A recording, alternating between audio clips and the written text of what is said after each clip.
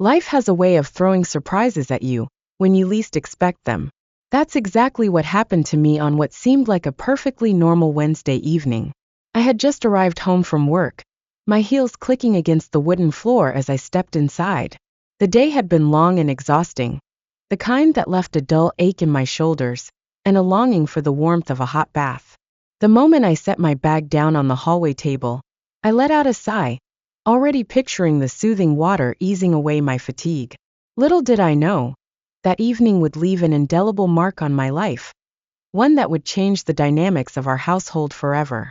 The house was quiet, which wasn't unusual. My husband, Daniel, had mentioned earlier that he'd be attending a late meeting. He had been working long hours lately, consumed by a demanding project with an imminent deadline. I missed him, but I understood. The pressures of his job often kept him away, and I had learned to make peace with the loneliness that came with it. That left only Ethan, Daniel's son from his previous marriage, at home. Ethan was 20, reserved yet polite, and rarely caused any trouble. He worked part-time at a local hardware store and spent most of his free time in his room, absorbed in his own world. Though we weren't particularly close, our relationship was cordial, built on mutual respect. Like his father, Ethan valued his privacy, and over the years, I had grown accustomed to the silence in the house whenever it was just the two of us. As I made my way toward the kitchen, I hesitated for a moment outside Ethan's door. A soft glow seeped through the gap at the bottom, indicating he was inside. I considered knocking, maybe offering to order takeout since it was just the two of us, but I decided against it. He likely preferred to be left alone, and I wasn't in the mood to push for conversation. I turned toward the kitchen, planning to pour myself a glass of wine before retreating upstairs. But as I reached for the bottle, I heard something, a faint noise, almost imperceptible, coming from Ethan's room. It wasn't music, or the hum of a video game. It was a voice. I froze, my fingers still gripping the stem of the wine glass. My first thought was that he was on a call, but something about the tone didn't sit right with me. It wasn't a normal conversation. It sounded urgent, hushed, almost pleading. Curiosity prickled at the edges of my exhaustion. I stepped closer to his door, my movements careful, as if any sudden sound would shatter the stillness. My heartbeat quickened as I strained to make out the words. And then, as if the universe had decided that this night would be anything but ordinary, I heard it clearly. "Please, you promised. You can't do this." The voice was Ethan's, raw and desperate. A chill ran down my spine. Something was wrong. As I placed my bag on the kitchen counter and poured myself a glass of water, the clinking of ice against the glass was the only sound breaking the evening stillness. I glanced out the window and noticed Ethan's truck parked in the driveway. That was odd. He usually worked the evening shift, and it wasn't like him to be home at this hour. Frowning, I called out his name, my voice carrying through the quiet house. "Ethan? You home?" Silence. The only response was the faint hum of the refrigerator. I assumed he was in his room, likely lost in music with his headphones on, or taking a nap. Shrugging it off, I took a sip of water and leaned against the counter, letting the cold drink soothe the weariness from my day. After finishing my water, I decided to head upstairs and change into something more comfortable. The house felt strangely still, as if something was out of place, but I couldn't put my finger on it. As I reached the top of the stairs, a sound caught my attention, the faint trickle of running water. My brow furrowed. The bathroom door was slightly ajar, an unusual sight. Ethan was meticulous about his privacy. He always closed doors firmly, especially the bathroom door. My curiosity piqued, and I hesitated for a moment before stepping closer. The warm scent of soap and damp air seeped into the hallway, mixing with something else, something metallic. My fingers brushed against the edge of the door as I nudged it open a fraction more. What I saw stopped me in my tracks. Ethan stood by the sink, his back turned to me. His shoulders were hunched, his movements frantic as he scrubbed at something with a washcloth. Water dripped down his arms, trailing over his bare skin. His jeans hung loosely on his hips, damp spots darkening the fabric. My gaze traveled to the sink, where pink-tinged water swirled down the drain. The sound of the door creaking startled him. He spun around, his breath hitching, eyes wide with panic. For a split second, we just stared at each other. His chest rose and fell rapidly, his fingers gripping the stained washcloth, as if trying to shield it from my view. What? I began, but the words caught in my throat. There, smeared across his forearm, were streaks of deep red. My stomach twisted. It wasn't just soap swirling down the drain, it was blood. Oh my God, I didn't hear you come in, he exclaimed, his voice shaky. I froze in place, my breath catching in my throat. The dim glow from the bathroom light cast strange shadows across his face, highlighting the tension in his features. My gaze flickered between him and the damp washcloth clenched in his hand, my mind scrambling to make sense of the situation. A wave of awkwardness crashed over me, thick and suffocating. This wasn't the scene I had expected to walk into. I'm so sorry, I stammered, my fingers tightening around the doorknob. I didn't mean to intrude.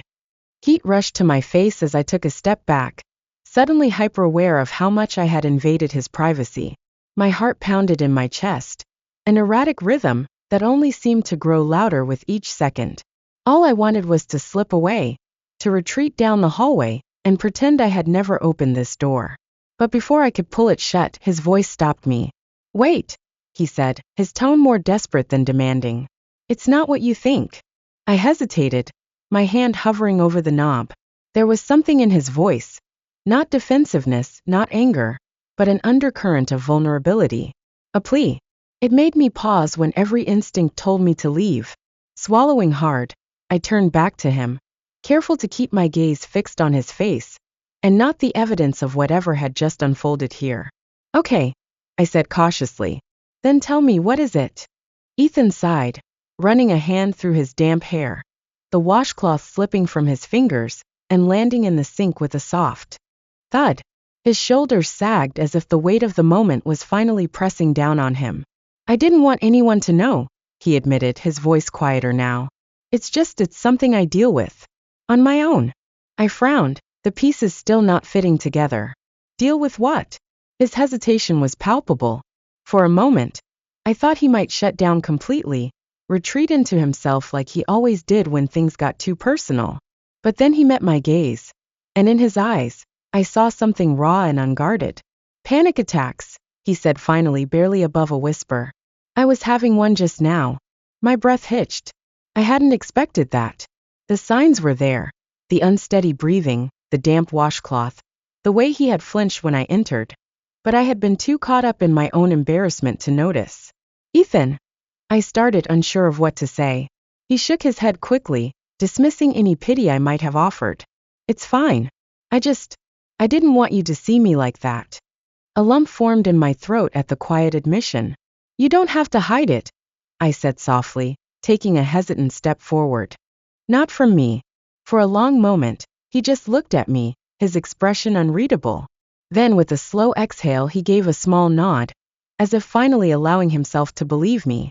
The tension in the room didn't disappear, but it shifted just slightly. And in that moment I knew. This conversation wasn't just unexpected. It was important. Ethan looked down, his face flushed deep red. His fingers twisted the washcloth in his hands, his knuckles turning white from the pressure. He seemed to struggle to find the right words, his chest rising and falling in uneven breaths. The silence stretched between us, thick and heavy, before he finally let out a deep sigh, his shoulders sagging slightly. I didn't know who else to ask, he murmured, his voice barely above a whisper. Ask about what?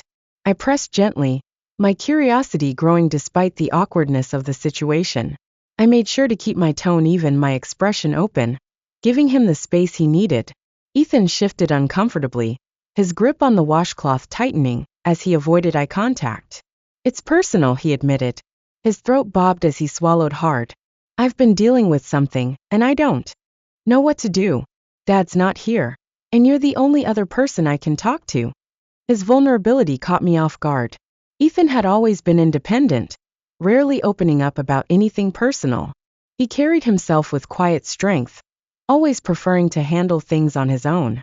The fact that he was turning to me for help made me pause. A part of me felt honored, but another part ached at how difficult it must have been for him to reach out. I stepped further into the bathroom, closing the door slightly behind me to give us some privacy. All right, I said, keeping my tone as neutral as possible. Why don't you tell me what's going on? Ethan hesitated, his lips parting slightly before pressing together again. He exhaled through his nose, staring down at the floor as if searching for the right words. When he finally spoke, his voice was strained, uncertain. At first he spoke vaguely, stumbling over his words, clearly uncomfortable. His hands trembled slightly as he wiped them on the washcloth, his anxiety evident. I listened patiently, piecing together what he was trying to say. It soon became clear that this was a sensitive issue one he felt too embarrassed to discuss with his father. The weight of his internal struggle was visible in the way he kept shifting, in the way his fingers curled tightly against his palm. He was battling himself, caught between the need for guidance and the fear of judgment. As he spoke, I felt a pang of empathy. Asking for help, especially about something so personal, was never easy. I could see the conflict in his eyes, the silent war between vulnerability and pride. It was a look I recognized because I had worn it myself once. Ethan, I said softly, waiting until he met my gaze. It's okay. You don't have to go through this alone. His shoulders relaxed slightly, though the tension still lingered in his frame. But there was something else in his eyes now. A flicker of relief, a small crack in the wall he had built around himself. And in that moment, I knew that no matter how difficult this conversation would be, he wouldn't have to face it alone. Okay, I said after a moment of thought, carefully choosing my words. First of all, I want you to know that I think it's great you're paying attention to these things. It shows that you care about yourself, about your health. That's important. And second, there's absolutely no shame in asking questions or seeking advice. Ethan hesitated for a moment, then lifted his eyes to meet mine. There was uncertainty there, a cautious vulnerability, but also something else, a quiet hope, maybe even relief. Really? You don't think it's weird? Not at all, I assured him without hesitation. Everyone has questions at some point. It's completely normal. Honestly, I wish more people were willing to ask instead of just worrying in silence. He let out a breath he hadn't realized he was holding, his shoulders visibly relaxing. Encouraged by his response, I did my best to provide advice, drawing from my own experiences and the knowledge I had gathered over the years. I made sure to keep my tone even and practical, careful not to make the conversation feel more awkward than it already was for him. I wanted him to feel comfortable, to know that this was a safe space where he could speak freely. As the conversation continued, I could see the tension in Ethan slowly dissipating. He nodded along as I spoke, processing my words carefully. The hesitant, guarded expression he had worn at the beginning was giving way to something softer. An understanding, a sense of reassurance. By the time we finished talking, the difference in him was clear. His breathing was steadier, his posture more relaxed. And then, to my surprise, he gave me a small, genuine smile. Thanks, he said, his voice quieter now but carrying a newfound certainty. I didn't think I could talk to anyone about this. I returned his smile, feeling an unexpected warmth spread through me. You're welcome, Ethan. And just remember, it's always okay to ask for help. No one has all the answers, and no one should have to figure everything out alone. He nodded, the corners of his mouth still faintly lifted. Then, with one last grateful glance, he turned and walked away, leaving me alone with my thoughts. As I stood there, a strange mix of emotions settled over me. Relief, certainly. I was glad I had been able to help, to offer him the reassurance he needed. But there was something else too, something deeper.